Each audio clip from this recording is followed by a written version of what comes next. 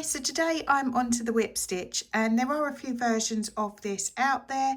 I'm going to base what I'm showing today here on the Royal Stitch Bank's version of this whip stitch.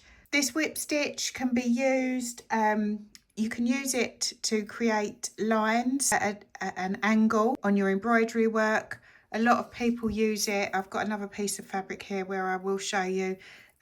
It's used to go over and wrap over or whip over the edges of something. So I'll also show you how it looks, but the stitch is still going at the same angle whether we just use it at a diagonal on a flat piece of embroidery or if we use it to whip over to join some seams together.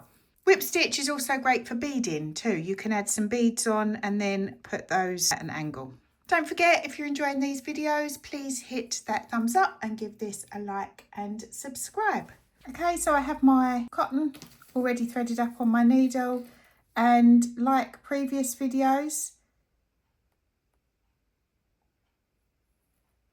we're going to start from underneath our work and then bring it up until our knot hits the end. But then you work at an angle. So instead of going straight the way along this line like we have previously, you're going to go off at an angle and up. And then you bring your cotton down and back up on this line. I possibly should have put two lines on the pattern.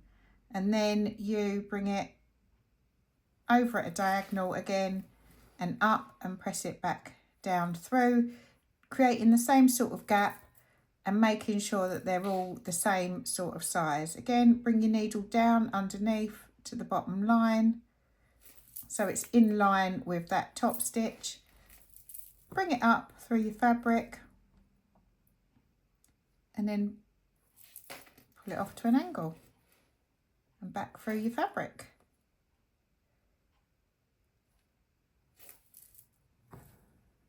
And that is whip stitch. You just continue to work your way along the fabric in this diagonal design. If you wanted, you could thread some beads on now and then put those on and then push your needle back through to secure those.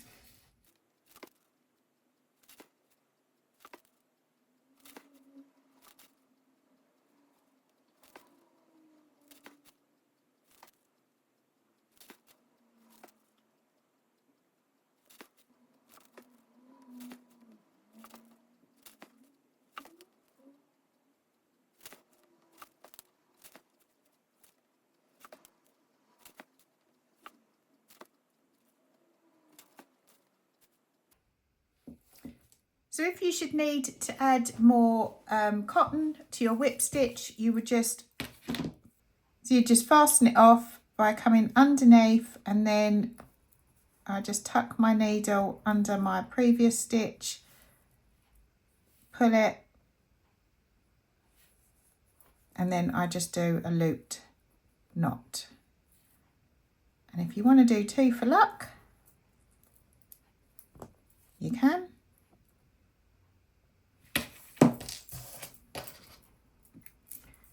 And then I just thread my needle back up, tie my knot at the end again, and then I literally just come back down from where that stopped, where the previous stitch ended at the top, and come back down to that line underneath.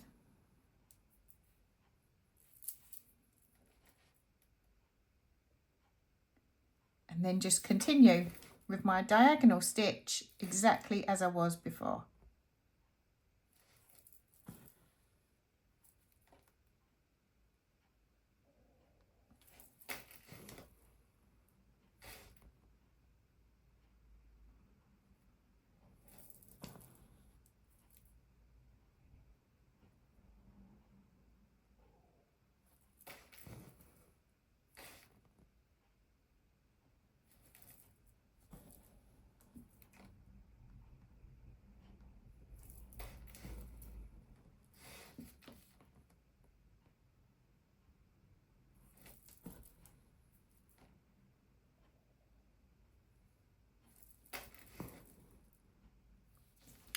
And then once you get to the end, you just fasten off as we did when we joined our thread previously. Now I've just re-knotted my thread and I'm just going to show you how you whip stitch over the top of 2 pieces of fabric. Obviously you wouldn't have raw edges like that. So you'd have your 2 pieces of fabric that would ideally be pinned together. And you've got your cotton with your knot. So you'd start on the inside. So you'd start on the inside, pull your needle through and tuck your knot in. And then you still work in that diagonal motion, but instead of putting it in, you wrap it round or whip it round over the top and then bring it back down in line with your previous stitch. And then you just do the same. So whip it over the top, bring it back over and then through the other side in line with this side.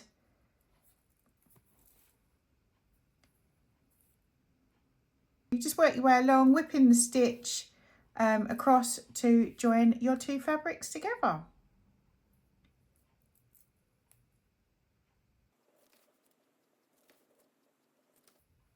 And then to fasten this off, I would just do it inside so that you lose it. And then I would just pick up a little bit of fabric and just knot it off inside so that you don't see any of it, and then trim it off. And that is how you do the whip stitch to join your 2 fabrics together. Okay, so another really simple stitch and 2 ways to do this. As I say, you can do it as a decorative diagonal line on a flat piece of embroidery like this, or you can do the whip stitch over 2 pieces of fabric to join these together and give this a nice decorative edge.